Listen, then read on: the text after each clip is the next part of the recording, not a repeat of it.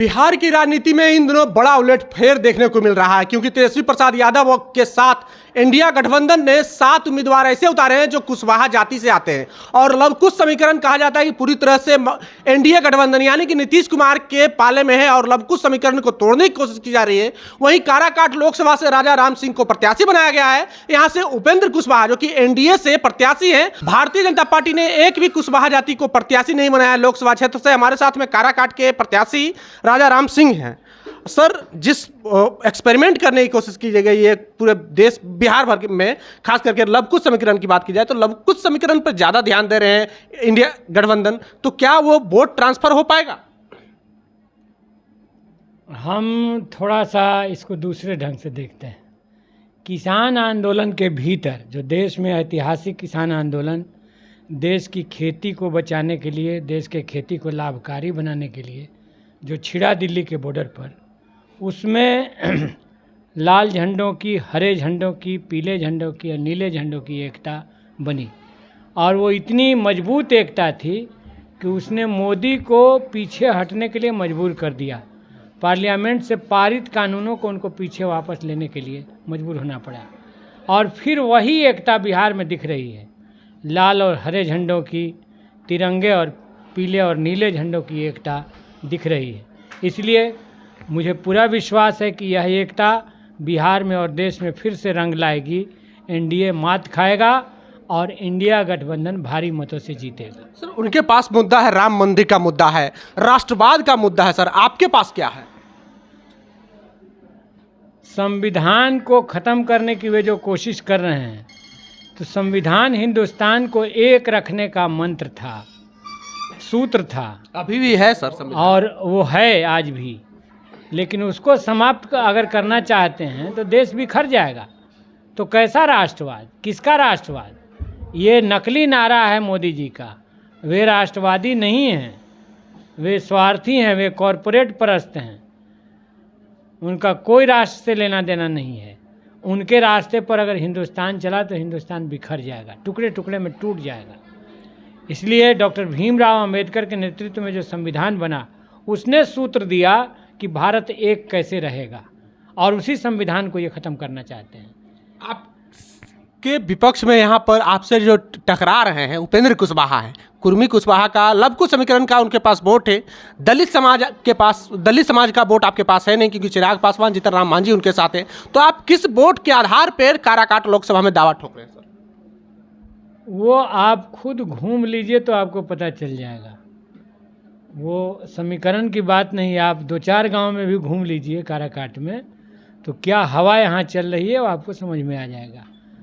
तमाम जातियाँ, खास तौर से जो दलित हैं, पिछड़े हैं, महादलित हैं, अति पिछड़े हैं, पसमानदा हैं, मुस्लिम हैं, और यहाँ तक कि ऊंची जातियों के जो किसान हैं, बेरोज़गार युवा हैं, वो सब एकजुट हैं इंडिया गठबंधन के पक्ष में और देश के संविधान और लोकतंत्र को बचाने के लिए। अगड़ी जाति से तो पवन सिंह भी आते हैं सर, वो भी निर्दलीय मैदान में है, तो पवन सिंह को वोट देंगे कि आपको क्यों देंगे? एक गांव में मैं नौजवानों की बहस सुन रहा था। उन लोगों ने कहा कि हम लोग अभी मनोरंजन के और गप-सप के मूड में नहीं हैं, हम लोग रोजगार पर गंभीर हैं। हम ऐसी सरकार को लाएंगे जो रोजगार दे, रोजगार से मुंह नहीं चुराए। और बिहार में महागठबंधन की सरकार बनी थी तो 17 महीने की सरकार में जो 4.5 लाख 5 लाख रोजगार सृजित हुए और नौकरियां मिली, तो हमें भरोसा है कि इंडिया गठबंधन की सरकार बनेगी तो देश में नौजवानों का भविष्य संवरेगा। वो तो मुख्यमंत्री नीतीश कुमार दिए थे ना सर, रोजगार की बात कर रहे हैं, रोजगार तो मुख्यमंत्री नीतीश कुमार दिए थे, वो अभी एनडीए के साथ हैं, तो रोजगार के मसले पर तो नीतीश कुमार बैटिंग कर रहे हैं। नीतीश बाबू और उनके निकट सलाहकार विजय चौधरी जी ने यही कहा कि हम इसीलिए अलग हो गए कि श्रेय लेने का होड़ मचा हुआ था। हम पूछना चाहते हैं कि भाजपा के साथ तो नीतीश जी 17 साल से थे, तो ये आइडिया क्यों नहीं बना? इसलिए नहीं बना कि मोदी जी तो इस थ्योरी पर चल रहे हैं कि जो कुछ भी बचा हुआ सरकारी क्षेत्र है उसको ख़त्म कर देना है, सब कुछ को प्राइवेट में डाल देना है, तो सरकारी नौकरियां तब कहाँ रहेंगी? इसलिए ये गलत उनका सोच है और इसीलिए आप देखेंगे कि बाद में जो परीक्षा हुई उसी सिलसिले में, उसी सीरीज में जो परीक्षा हुई और परीक्षा होने के दिन ही पेपर लीक हो गया, बात खत्म हो गई। तो ये तो भाजपा की टैक्टिस है। हमारे देश के छात्र नौजवान दिन रात मेहनत करते हैं, सैकड़ों मील की यात्रा करके ट्रेनों में परेशानी झेल करके परीक्षा देने के लिए जाते हैं और मालूम हुआ कि 1 घंटा पहले पेपर लीक हो गया, परीक्षा रद्द हो गई। तो ये तो अगली पीढ़ी के साथ खिलवाड़ किया जा रहा है और इसको देश का युवा बर्दाश्त करने की स्थिति में नहीं है। उसका धीरज जवाब दे रहा है। इसलिए इस चुनाव को उसने अपने हाथ में ले लिया है। इस बार का चुनाव देश का नौजवान और देश का किसान लड़ रहा है। आप लोग लगातार संविधान बदलने का आरोप लगाते हैं सर मोदी जी पर, किस आधार पर लगाते हैं सर, क्यों लगाते हैं? क्या ये संभव है? अभी सेंट्रल विस्टा में नए पार्लियामेंट मेंबर जब प्रवेश कर रहे थे तो संविधान की नई कॉपी उनको दी गई, तो बड़ा खुश हुए सभी पार्लियामेंट मेंबर। लेकिन बाद में जब उन्होंने उलट के देखा तो देखा कि प्रस्तावना में से 2 शब्द गायब हैं, समाजवाद और धर्मनिरपेक्षता। तो और संविधान कैसे बदला जाता है? ये 2 शब्द नहीं थे, ये संविधान के प्राण थे। हिंदुस्तान को एक रखने का रास्ता था। सेकुलरिज्म का सूत्र जो है, संविधान भी कहता है कि हमारा संविधान लिंग, जाति, भाषा और धर्म के आधार पर अपने नागरिकों में भेदभाव नहीं करता है। तो ये सूत्र है देश को एक रखने का। एक आज़ाद देश जिसका विभाजन हुआ हो, बहुत पीड़ा झेल रहा हो, और उसको एक रखने की चुनौती उस समय थी।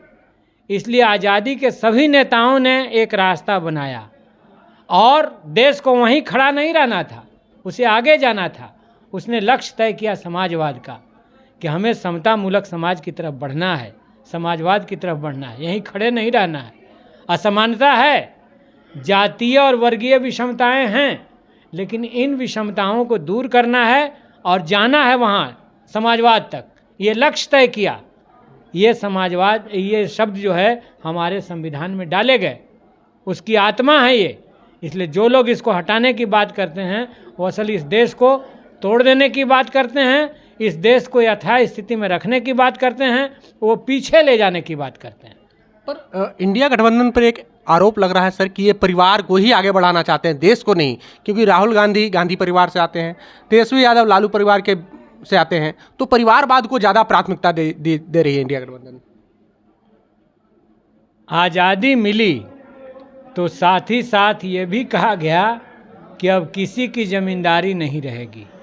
ज़मींदारी उन्मूलन कानून पास हुआ देश में। अब राजा या प्रतिनिधि, राजा नहीं प्रतिनिधि चुनेगी जनता, जनता मालिक है अपने वोट के जरिए। तो इसलिए ये बात खारिज हो गई। आज जहाँ तक किसी के परिवार की बात है तो परिवार भी इसी देश समाज का हिस्सा है। अब भाजपा वालों में कम परिवारवाद नहीं है, भरा हुआ है। लिस्ट उठा के देख लीजिए पार्लियामेंट कैंडिडेट्स की, भरा हुआ है। इसलिए ये सब एक बयानबाजियां हैं। मूल चीज़ है कि ज़मींदारी नहीं रहेगी किसी की, और ये कॉरपोरेट ज़मींदारी लाना चाहते हैं।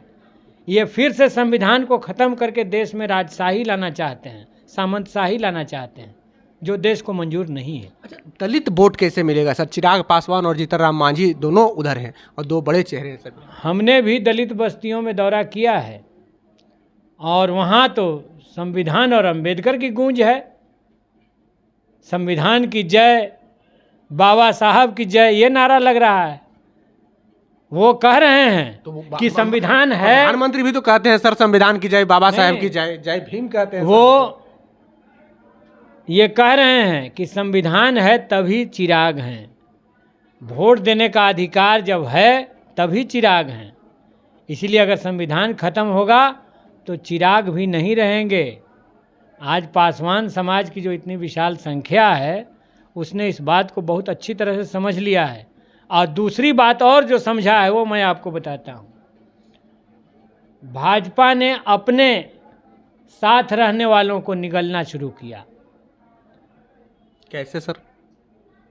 जदयू को उसने पिछले विधानसभा में जो खेल खेला पूरा हिंदुस्तान जानता है। लोजपा के 2 फाड़ कर दिए। तो ये चाल उनके समर्थक समझ गए हैं और वो कह रहे हैं कि हमारे नेता मजबूर हो सकते हैं, हम मजबूर नहीं हैं, और वो बदलाव के लिए पूरी तैयारी में हैं। चलिए, तो हमारे साथ में काराकाट लोकसभा क्षेत्र से प्रत्याशी राजा राम सिंह थे, और जो भारतीय जनता पार्टी ने कुशवाहा जाति को एक भी टिकट नहीं दिया, वहीं एनडीए गठबंधन से यहाँ पर उपेंद्र कुशवाहा उम्मीदवार हैं और इनकी टक्कर उपेंद्र कुशवाहा से है। और वहीं महागठबंधन के जो लोग हैं वो 7 उम्मीदवार ऐसे दिए हैं जो कुशवाहा जाति से आते हैं, और एक तरह से कहें तो पॉलिटिकल एक्सपेरिमेंट करने की कोशिश की जा रही है, क्योंकि कुशवाहा और कुर्मी एक तरह से ये पूरी तरह से पॉलिटिकल जाति है और इसको इंडिया गठबंधन भुनाने की कोशिश की जा रही है, लवकुश समीकरण को तोड़ने की कोशिश की जा रही है। बहरहाल राजा राम सिंह के जो आरोप हैं, संविधान बदलने की आरोप या फिर बेरोजगारी का आरोप या फिर किसान के मसले पर आरोप, आपकी क्या प्रतिक्रिया है कमेंट बॉक्स में जरूर दें। अगर आप यूट्यूब चैनल पर देख रहे हैं तो चैनल को सब्सक्राइब कर लें, फेसबुक पेज पर देख रहे हैं तो पेज को लाइक कर लें। जय भीम, जय भारत।